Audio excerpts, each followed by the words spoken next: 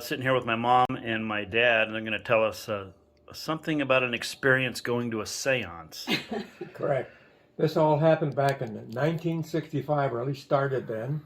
I was a not too recent grad from OSU in business and physics, and pretty much of a skeptic. And this occurred when an old friend of mine from high school came by one day, and he was dating this girl.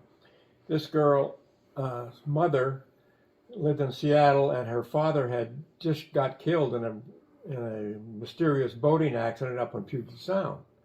So he invited me to go along with him and her mother to this medium. She needed to talk to her father, who died, to find out some business matters. So I said, "Oh, sure, I'll go along," but yeah, right, that's pretty skeptical. So we got in the car and we drove down to Lebanon, Oregon, which is about 70 miles south of Portland, when we were living in Oregon at the time.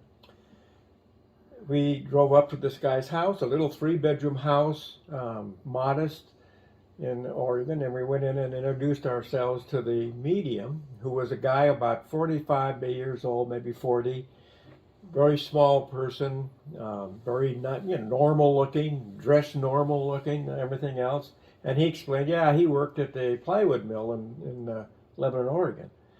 So he started explaining a little bit about the spirit world and how he got involved in that. And apparently he said, well, when I was growing up, I could see things in the windows that other people couldn't see. And it went on for a while, and I got invited to go to this convention of the mediums. He went there, and all of a sudden he learned that he had this skill to be able to conduct these meetings. And so he apologized a little bit. I'm kind of new at this now, but okay, we'll do it. And he just did some more explanation about the fact that everyone when you die, you go into the spirit world in a spirit sense. You can look like you want. Everybody goes there, good, bad, or different. And we learn more about it later. So he said, yes, we're going to go into the back bedroom back here where we're going to conduct the meeting. A couple other people joined us, so there was like 7 or 8 of us there. And we went into this back bedroom, 9 by 12 bedroom, and there's about 9 chairs around there, and there was a bunch of stuff on the floor. And xylophones and little bouquets and junk like that laying around the floor. And I thought, that's interesting. And in the middle of the floor was 2 big air horns. And they were made out of galvanized metal, and they stood about maybe 3 feet tall. And around the base they had a yellow band that was luminous, supposedly. So we all sat down in our chairs and so forth. And he said, look, we start the meeting out and we say the Lord's Prayer, and we do the 23rd Psalm together. And that way we make sure we get the right spirits to come in, because sometimes you can get a bad one, So anyway, he turns the light out, so all you can see in there, he's sitting by the door, and it's just totally black except for those luminous bands around these air horns. We do the 23rd Psalm and the Lord's Prayer and stuff, and he wants to welcome the spirits in. So welcome spirit so-and-so, welcome. Oh, here comes the keeper of the meeting, the main spirit. And he says, we got some new people here. Why don't you show them around the room, show them what you can do. So these air horns got flying around the room. Now, you can't see the horns, but you can see these luminous bands. And it's banging on the wall, crash, bang, by your face and all that. And the only thing that's going through my mind is, how is he doing that? How is he doing that? Has he got some hydraulic beams up there, or magnetics, or what? That's all I can think about is the physics behind how he's running that stuff around the room. So that goes on for a few minutes, and it comes down, and he says, look, what we normally do is we speak through the horn, and you talk into the face of the horn, and the spirit will talk back to you. Anyway, the horn goes over to this lady whose husband died, and she starts talking to it, and she's talking to him. Well, where's the insurance policies for the boat? And I need to find out where the titles are of the 2 cars we got. And she was talking business and getting answers back. So I'm thinking, she's getting answers back? How is she getting answers back, exactly? Well, because the thing would talk back to her. Could you hear anything? I couldn't hear it. Yeah. I mean, okay. I'll show you again. Anyway, I couldn't hear any feedback. She's just hearing it, and she's getting answers. She says, oh, that's where it is. Okay. It's in the closet and whatever. And so that goes on for probably 10, 15 minutes, and then the horn comes around and comes to me. And he said, "Oh, Mike, just ask him who your spirit teacher is." So I yell into the horn, "Who is my spirit teacher?" My eyeballs are rolling. And the horn goes, I said, "What? What? I can't understand him." "Okay, Mike, he'll just write you a note and leave a piece of paper on your lap, and he'll explain who it is." So apparently a pencil, something's going on the floor, and paper lands in my lap. Until the horn goes around and does talking to some other people like that. So obviously you can't read the paper now because No, it's dark. It's pitch black in there. You have to understand it's pitch black. The guy, long before they had vision goggles and stuff like that, so how could the guy get around the room and move that thing around manually without walking on all that stuff that's laying on the floor? And so it goes around in there, and it gets about halfway around the room, and then he says, "Oh, Mike, there's someone standing next to you." And he describes this woman. And by the way, he never knew my last name. At least he didn't get it from me. No money ever exchanged hands that I'm aware of, unless that lady gave him some money. I don't know. And so he says, I forget the thing it was going to happen at that point. Oh, yeah, he describes my Canadian grandmother, who had died 4 or 5 years before. And he describes her, and how would he know what she looks like? Anyway. And did he describe her? Yeah, he did. Really? It was, she's got this kind of dress on, and described her face and all that, and And that was your grandmother? Yeah, my Canadian grandmother. Mm-hmm. On your And mother's which side. I only met a couple times, over the years. So anyway, the meeting went around, and that the end of the meeting, and so we all break up, and I'm still wondering how this thing could happen, and we all take a trip home and all that. So you heard the horn whisper? Yeah. Really? Just like I said, I couldn't understand it. So what was on that note? So then I looked at the note, and the note said, "Mike, you're a skeptic, but through understanding you will learn your spirit teacher is Dr. Harris." I don't know who that is. Never did know who it is. Anyway, we go home, and I'm, I don't believe any of this stuff. And so then about 6 or 8 weeks pass, and he calls me again. "Hey, we're going down there again. She needs to talk to her father. Her dad, and her mother needs to talk to her father." So okay, this time there's another guy joins us, and he's a total atheist. I'm a skeptic and all that, maybe, but this guy says, "This has got to be totally baloney," and all that. So we all go down there, we go through the thing again, and the guy explains a little bit more, and he had a couple of pictures on the wall. He claimed the spirits painted and all that stuff. And he says that, look, you go into the spirit world and all that, you lose 6 ounces when you die out of your body, and that's what goes over into the spirit world. And everybody, the moment they die, 6 inches lighter. Okay, sure, right, okay, I got that. And then, so we go through the same routine again, and the room's dark, and then she's there and all that. And the spirit's there. And horn does the banging around the room again, and all that's crashing and banging. No, and by the way, there weren't any marks on the wall. You couldn't see anything. Could have been a recording or something, but by your face real close, you could feel the breeze. Could you see the band? Yeah, you can see the bands flying all over the room, like this, And so I can't. So both horns are both horns are flying around, both of them. Wow. Okay. And so they must have had 2 spirits there doing it. I don't know. So the horn goes to her. She talks through it again about business. And that goes on for a while. And so me and this other guy said, we're going to figure out how the guy's doing it. We talked about ahead of time. So the horn comes around to me, and I grab it like this. And it's like set in concrete. I can't move it. Oh, that's interesting. And so the horn goes next to me, and I hear the guy, he gasps. He goes, like that. And what the hell happened? And then some other people talk to the horn for a while and all that. Then the horn comes around again and starts banging me on the head and around the shoulders in a very playful way.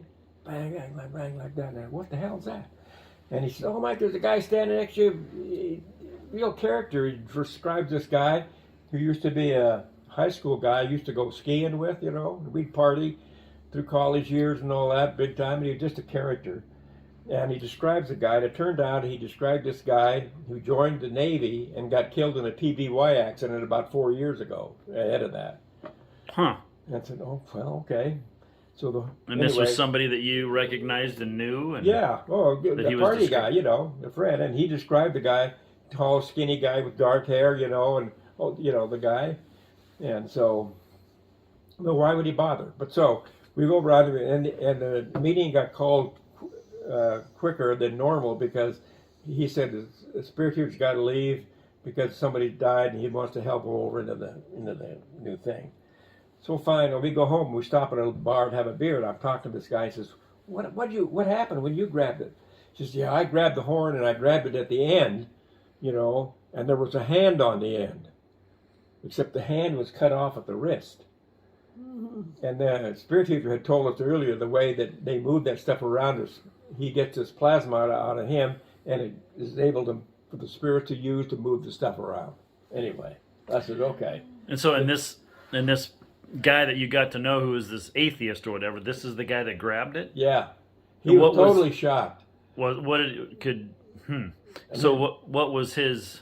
I mean, what was? Yeah, he was just stunned over it, or what? He couldn't even carry on a conversation. I mean, it totally shook up his total philosophy or whatever. Really? How that could happen, and the thing's in the air by itself, and there's the hand on the end with the cut off at the wrist. Well, and you're saying when you grab the horn, so you're saying these luminous bands that are attached to the horn are just they're banging around like moving really fast or whatever. Yeah, and I could see the luminous in front of me. Yeah. And so when I held it like this, and you're saying it didn't move at all? No, I mean you put it in a doggone hydraulic arm and you can still wiggle it a little bit, And so my mind's going through how's the guy physically doing it, and so on.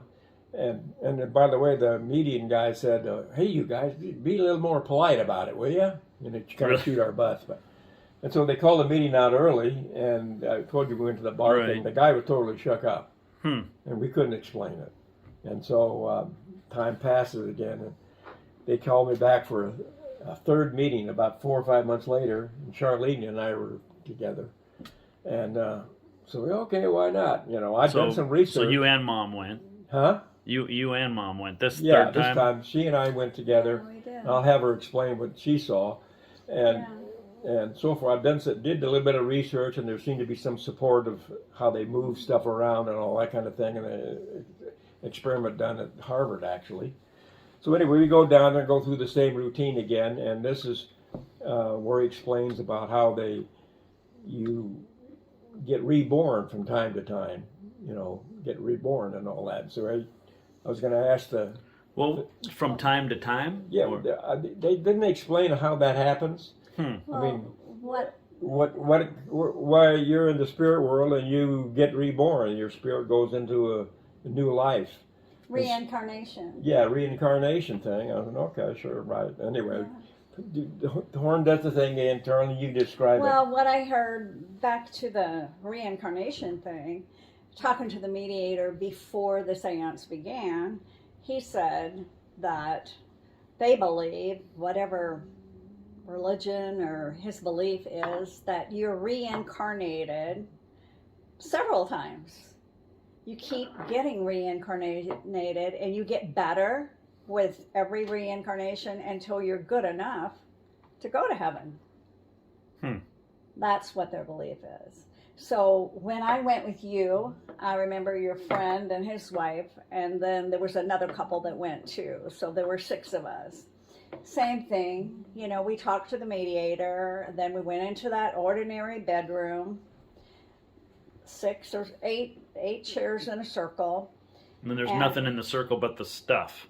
Well, what was on the floor were some plastic flowers, I remember, and there was a notepad and a pencil, and then there was this horn thing with this shiny, luminous band around it.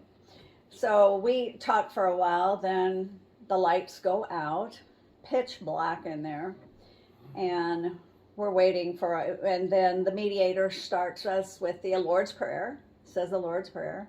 Then we wait and talk for a while, and then it seemed like a long time. but we heard this pitch popping. You know how the ceiling can crack and pop and make noise? I don't know if you've ever heard Yeah, like that it's in a settling house. or something, like a house settling. Yeah, like a house settling. Mhm. So there was a lot of that popping going on. And the guy said, well, they're probably here because sometimes when we hear the popping, that's before they come, you know, as they come. And then all of a sudden, that horn started whizzing around the room and it was banging the ceilings and the walls and the floor and it was spinning in circles. It would go right by us. I mean, I was scared somebody was going to get hit. Nobody got hit. The thing was just going crazy. And the luminous band fell off and it's just lying down there shining in the middle of the floor. But all this noise commotion is still going on, so you can tell the horn is still moving around. So that went on for a while, and then it stopped. And then, oh, I know, the mediator said to the spirits, well, they want to know how many lives they had. So the horn went first to off, each person. went to that lady again, and she talked to it for a while. Yeah. And then we were going to ask it when it came around to us what life we were in. Yeah. Mhm. And How it was many just lives tapping we on the had. floor. So it came around, and I said, what life am I in? And it goes 1, 2, 3. So I'm in my third life now. Yeah. And it goes to Charlene, and she asks, what life is she in? And it goes 1, 2, 3, 4, 5, 6.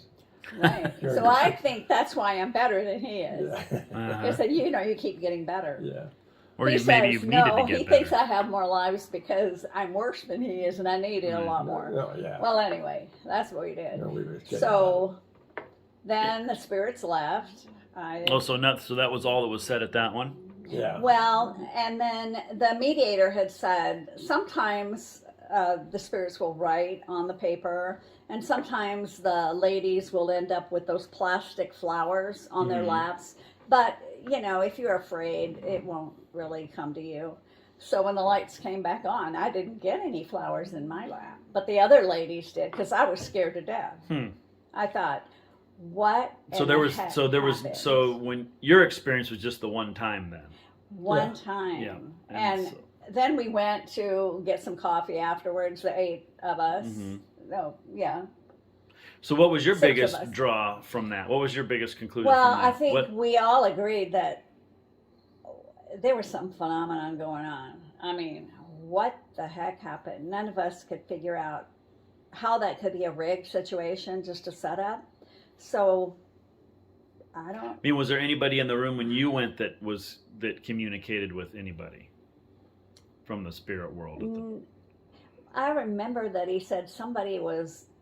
I don't think anyone identified him. The mediator was saying there's somebody and it's a man and he's standing over there, but I don't know if he identified. So your him biggest in impact was just the horn moving around. Yeah, and the flowers getting up and moving and that kind of thing. And when you say flower, like you're just saying The that people plastic- ended up with flowers in their laps. yeah, Okay. the women did. Yeah. I mean, how did that happen? Well, yeah, right. But anyway, we They could could not bend over figure and out pick how- them up, I guess, but No, they'd have to be in on the deal. well, Yeah, one last thing. I don't know. too. We all thought it was something phenomenal Yeah. happened, and so we were all stunned by this thing. Moving. I just want to say one last thing in closing, and that is that we later on we wanted to use what do they call it, those tables, you know, where the spirits work. Oh, on. that ESP Oh, thing. yeah. Oh, Ouija board? Yeah, Ouija board. And the guy said, well, be careful about using the Ouija board because you don't know if a good spirit or a bad spirit running the thing. So we were at Jim's Oh, house. really? And we were going to try it, and so we all got down on it and did the thing. And so we got to figure out an answer. And so he got a phone number of some girl that lived in Chicago they didn't know about. So we sat down there and did this and come up with a phone number. And he called the number, and that was her. Really? Yeah. So with the Ouija board? from the Ouija board. I don't know. I never used a Ouija board. Yeah, it was pretty. So I don't know if that means Yeah, anything at all. Yeah, was that after this experience? Yeah. Yeah. Just a couple of weeks later, we were over at his house having a party or something. And so who was Jim in relation to going to these seances that you went to? Well, he was a high school friend of mine, and he was dating this girl. who- Okay, so he was the one that knew the Yeah. girl whose mom's... Yeah. Okay. Yeah, he was dating her, and so. That's how you found out. Yeah, What he was a really good friend. I mean, he was Yeah. in Jim's wedding. Yeah. And so, what was your conclusion, Dad? Because your experience was quite a I'm bit different still from Mom's. open. I'll put it that way. Yeah. Because I was pretty sure that when you die, the lights go out, it's over. So this opened up a little crack in there. So, well, maybe No. there is something happens after death. I But, believe that there is a spiritual world. Yeah, she does more than I I do. do, but I'm still Definitely. pretty skeptical about But you it. can't explain what happened to you No, in layman's I terms, can't. as far I as cannot figure out mathematically or physically how that he could get all that stuff moving around like that. Yeah. He couldn't have done it manually without hitting somebody. He didn't have the technology for seeing in the dark, and so I don't know. And just to give people an idea of what your professional background is and your private background, so you flew airplanes. You were a pilot for Yeah. what 50 50 some odd years. Yeah, and I worked in large companies and in physics and building stuff and all that. I mean it's Well, you were the executive vice president for the Robbins Company Yeah. that built the English Channel Tunnel. right, and so yeah, I did a lot of that, and everything. My experience has all been physical in that sense, and never went into the church thing very much, and so. Yeah. Well, we never went to church. Yeah, I'm pretty skeptical about it, and but from all my background in physics and finance and business and mathematics and all that, I don't have an explanation of how we accomplished that. What do you think would be, if somebody had to twist your arm off, would you say that something happened on the spiritual side, or would you say it didn't? I don't know. That's Yeah, tough. I don't know if I can answer that. What's your gut tell you? I think it's 10% chance something happened on the spirit side, and 90% chance somehow else it did it. But I don't know. Yeah. I can't answer that question because I can't find any rational way that can be accomplished. And there's a lot of other spirits. I did some, like I said, research on this stuff, and there was an experiment done by Harvard where they took a crystal glass container, sealed up, and you had a medium come in and move an item inside this thing some way or another, and they moved it, and all these professors, well, they did it. So there was some, research done and so forth. And there's a lot of other mediums out there, and a lot of other people have had experiences like that. Yeah. There are too many stories having to do with the spiritual world, almost to deny it. I mean, there's just so much of that. Interesting. And so I believe it was spiritual. Mm-hmm. Once you get into real heavy-duty physics, nowadays they're looking into universes that exist in the sub-molecular way. I mean, huge universes as big as this in the sense of how compared to the sub-molecular product and so forth, and the black inverse, it's universe that exists along with ours, and so there's so much more physics now. It's starting to get so broad and so detailed. So maybe there's, from that point of view, it could happen. I don't know. Interesting. All right. Well, thanks for sharing. It's pretty fascinating. Yeah. It was Definitely fascinating. fascinating. I guess we're all going to find out one day, and we don't have a choice in the matter. So Yeah. Well, I'll call you back on the phone when I die. I'll let you know. yeah, that's what they say. You want to leave a note to your loved ones, like that. What you're gonna when you pass on, you're gonna have a marker, so to speak. So maybe it's a handkerchief, maybe it's some kind of a bird or whatever. But they say that you tell people before you go that, okay, this is going to be my marker, so look for this when I'm dead to see if there's a. But anyways. Okay. Yeah. All right. We'll do that. Yep. What's it going to be? What are you going to leave? Huh? What are you going to leave? I haven't worked it. I'll have to A think hanky? on it. Yeah. Probably. How about a glass of beer? There you go. Yeah. Yeah. Corona. Corona. Yeah, random Corona. Okay. Yeah. All right. Thanks. Thanks, yeah. Thanks, you guys.